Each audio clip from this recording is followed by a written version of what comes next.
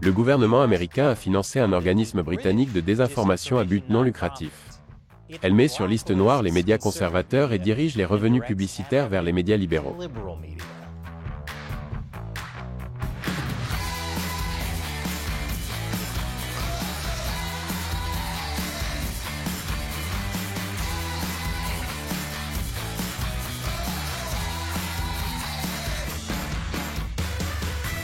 Bienvenue à l'émission Amérique dévoilée, je suis Chris Chappell. Le gouvernement des États-Unis veut contrer la désinformation et promouvoir la démocratie dans le monde entier.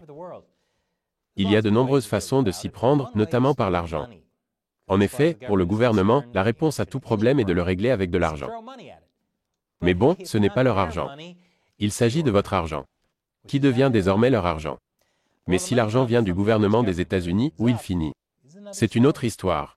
C'est ainsi que l'on se retrouve avec le sujet d'aujourd'hui, le département d'État américain qui finance la censure des médias conservateurs. Ce qui devrait être effrayant, même si vous n'êtes pas un conservateur. Comment cela est-il arrivé? Tout commence au département d'État.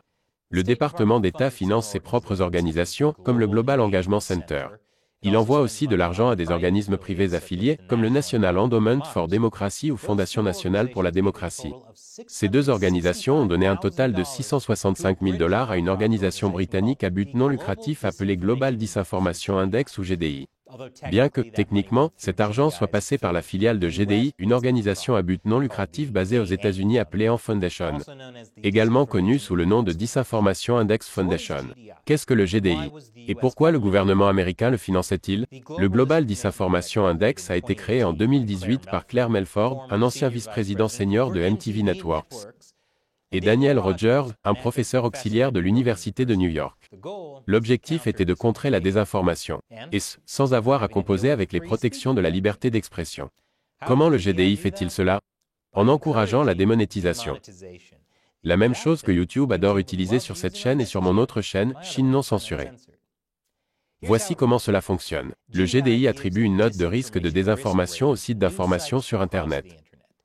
Il met ensuite ces informations à la disposition des sociétés de publicité. Techniquement, c'est à ces dernières qu'il appartient de décider de cesser de diffuser des publicités sur les sites d'information, à risque. Mais les sociétés de publicité s'appuient essentiellement sur les informations fournies par GDI pour rediriger l'argent des publicités vers des sites d'information, sûrs, présentant un faible risque de désinformation et pour empêcher les publicités d'apparaître sur des sites d'information, dangereux, diffusant de la désinformation et présentant un risque élevé. GDI établit même une liste d'exclusion dynamique des sites à haut risque. C'est un véritable gain de temps pour les agences de publicité. Ainsi, ils n'ont pas à décider qui démonétiser. GDI le fait pour eux. Selon GDI, la démonétisation présente une voie qui protège la liberté d'expression et de choix, tout en s'attaquant aux incitations perverses qui conduisent à la corruption de notre environnement informationnel. Vous savez, au début, cela peut sembler assez bon. La réduction de l'incitation financière à créer du contenu nuisible est un moyen beaucoup plus favorable au marché et à la démocratie de faire évoluer l'écosystème de l'information vers un endroit beaucoup plus sain. Vous voyez, c'est tellement favorable au marché et à la protection de la démocratie. Le problème est le suivant. Comment le GDI détermine-t-il ce qui est de la désinformation et du contenu nuisible?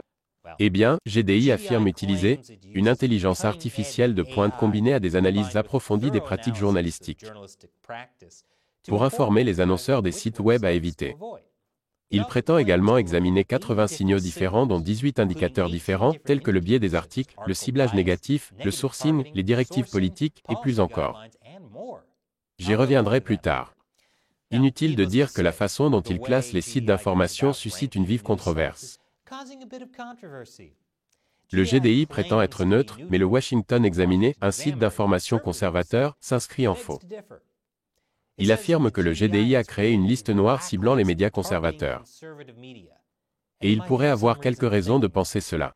Sur 69 sites d'information américains, le GDI a classé les 10 premiers sites d'information présentant le plus haut niveau de risque de désinformation. Tous étaient des sites d'information conservateurs et libertaires, tels que le New York Post, Reason Magazine et The Daily Wire.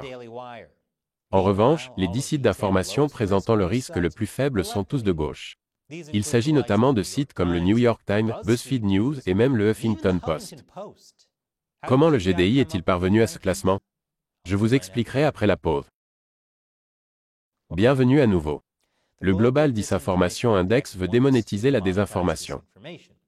Il a fini par créer une liste noire de sites de médias d'information conservateurs, grâce notamment à un financement du gouvernement américain. Cette liste noire est la liste d'exclusion dynamique du GDI. Et selon le PDG, cela a eu un impact significatif sur les revenus publicitaires de ces sites. Donc, en gros, on saigne à blanc les sites d'information conservateurs. La plupart des gens ne connaîtraient même pas l'existence de GDI si le Washington Examiner n'en avait pas parlé. Mais maintenant, il est sous les feux des projecteurs et ses classements sont examinés de près. Alors, comment le GDI définit-il et classe-t-il les risques de désinformation? Le GDI affirme vouloir aller au-delà de la vérification des faits et de la modération du contenu. Il ne s'agit pas seulement de chercher à savoir si quelque chose est vrai ou non, parce que déterminer ce qui est vrai est extrêmement difficile à évaluer à l'échelle. GDI va même jusqu'à dire que toutes les fausses déclarations ne sont pas de la désinformation. Pendant ce temps, une déclaration techniquement vraie peut être présentée hors contexte d'une manière trompeuse et nuisible. Que veulent-ils dire par là? Toutes les fausses déclarations ne sont pas de la désinformation. L'exemple donné par GDI est celui d'une orade qui prétend suivre le Père Noël dans le monde entier la veille de Noël. Même si c'est clairement faux, cela ne fait pas de mal. Contrairement au Père Noël, qui nuit à l'environnement en distribuant du charbon aux enfants passage. De toute évidence, le Père Noël devrait offrir à ses enfants des éoliennes. Quel est donc l'exemple d'une déclaration vraie qui est trompeuse et nuisible, selon le GDI? Breitbart dispose d'une section entière appelée « Illegal Alien », qui présente des titres principalement liés à des crimes commis par des immigrants illégaux. Bien que ces histoires puissent être techniquement vraies, la façon dont elles sont présentées pourrait amener les gens à croire que les immigrants illégaux commettent plus de crimes de façon disproportionnée. Ok, ils n'ont pas tort. Mais la façon dont le GDI a décidé de résoudre ce problème de désinformation est assez alarmante. La solution de GDI est de voir la désinformation à travers la lentille du conflit narratif contradictoire. Donc, la façon dont le GDI pense à la désinformation passe par la perspective de ce que nous appelons les récits contradictoires. La désinformation n'est donc pas un événement. C'est un processus qui se déroule dans le temps. Et il se produit par l'exposition répétée à un contenu qui vous oppose, vous le lecteur, au sujet de ce contenu. Vous voyez, tout dépend de la façon dont on définit la désinformation. Et qui peut la définir? Le GDI définit la désinformation comme des récits contradictoires, qui sont intentionnellement trompeurs, motivés par des raisons financières ou idéologiques, qui favorisent les conflits à long terme et qui créent un risque de préjudice, en minant la confiance dans la science ou en ciblant des individus ou des institutions à risque. Motivation idéologique? Favoriser les conflits sociaux, politiques ou économiques. C'est littéralement le cas de tous les éditoriaux et commentaires que vous voyez en ligne. Mais ce qui est vraiment inquiétant, c'est la dernière partie concernant l'ébranlement de la confiance. Le GDI qualifie le contenu de désinformation s'il cause du tort à des personnes selon leur statut d'individu, à risque, ou si le contenu sème la méfiance dans les institutions. De quelles institutions parlons-nous? Des médias? De la police? Du gouvernement? De la science? On dirait presque que GDI vise les médias contestataires, mais les médias ne sont-ils pas censés être contre le pouvoir en place? Ne sont-ils pas censés demander des comptes aux personnes et institutions puissantes? Parce que le contraire de cela est un média qui soutient les personnes et les institutions puissantes. Vous savez, comme les médias d'État, qui ne sèment jamais la désinformation. Le problème est que GDI décide de la définition de la désinformation, de qui est à risque et si la méfiance envers les institutions est acceptable. Et ce ne sont pas seulement les nouvelles qui sont examinées. Même les articles d'opinion ne sont pas sûrs. Comment GDI détermine-t-il ce qui est de la désinformation et ce qui est de la critique légitime et de la méfiance? Ne vous inquiétez pas, ils ont un système infaillible. Afin d'obtenir les données pour ces classements, GDI affirme que ces analystes ont parcouru des articles anonymes sans connaître l'éditeur ou l'auteur.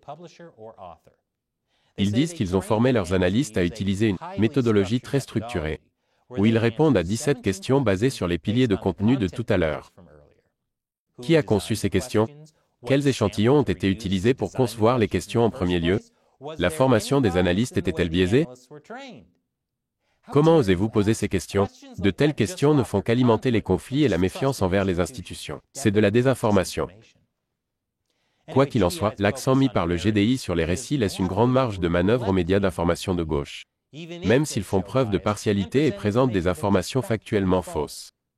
Par exemple, NPR est considéré comme un site à risque minimum qui a un contenu neutre, basé sur des faits. avec juste un petit degré de partialité et de sensationnalisme.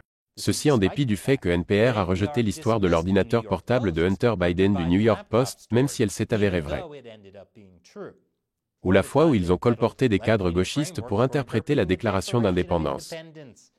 Et quand ils ont qualifié la première femme maire asiatique américaine de Boston de « déception » puisque 3 candidats noirs n'ont pas gagné. Mais NPR n'a pas l'air partial ou sensationnel, donc il doit être bon. Et de toute façon, l'exactitude factuelle est difficile à évaluer à l'échelle, donc elle ne fait pas partie du système de GDI pour déterminer la désinformation. C'est tout à fait logique. NPR n'est pas le seul média de gauche à avoir été classé. D'autres sites médiatiques de gauche ont aussi parfois diffusé de fausses informations et présenté les choses de manière très partiale. Mais ils ont tout de même obtenu un laissez-passer. Pendant ce temps, le magazine libertaire Reason a été étiqueté comme « à haut risque ». Mais pas à cause des faits, ni même du parti pris ou du sensationnalisme. Oh non, c'est parce qu'il ne contrôle pas ses propres sections de commentaires et pour d'autres raisons qui ne sont pas bien expliquées. Maintenant, je n'essaie pas d'argumenter que les médias de gauche sont pires que ceux de droite. Le problème est que GDI, une entité étrangère financée en partie par le gouvernement des États-Unis, pénalise un côté du spectre politique américain par le biais de la démonétisation. Selon le Washington Examiner, un membre du comité consultatif du GDI a déclaré que cela pourrait, certainement, apparaître comme une censure déguisée, même si le département d'État et ses affiliés n'étaient pas au courant.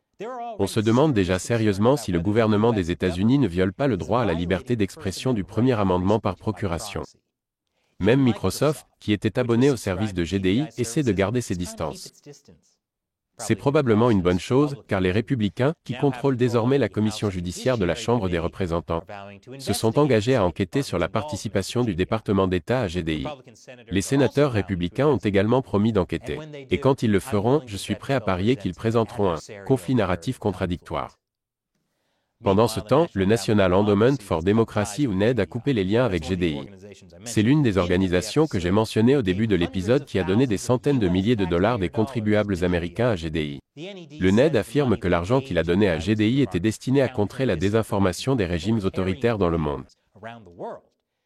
Mais depuis qu'ils ont pris conscience que le GDI travaille également sur la désinformation des médias américains, ils n'allaient plus financer le groupe. Bien sûr, si le Washington Examiner ne s'était pas engagé dans ce reportage d'investigation de type « récit contradictoire », la NED continuerait probablement à lui donner de l'argent. Que pensez-vous du Global Disinformation Index? Laissez vos commentaires ci-dessous. Et si vous aimez cette émission, n'oubliez pas que nous dépendons principalement du soutien direct de téléspectateurs comme vous. Il suffit $1 par épisode sur notre site de financement participatif Patreon. Visitez patreon.com/America Uncovered pour en savoir plus. Cliquez sur le lien ci-dessous. Encore une fois, je suis Chris Chappell, merci d'avoir regardé Amérique dévoilée.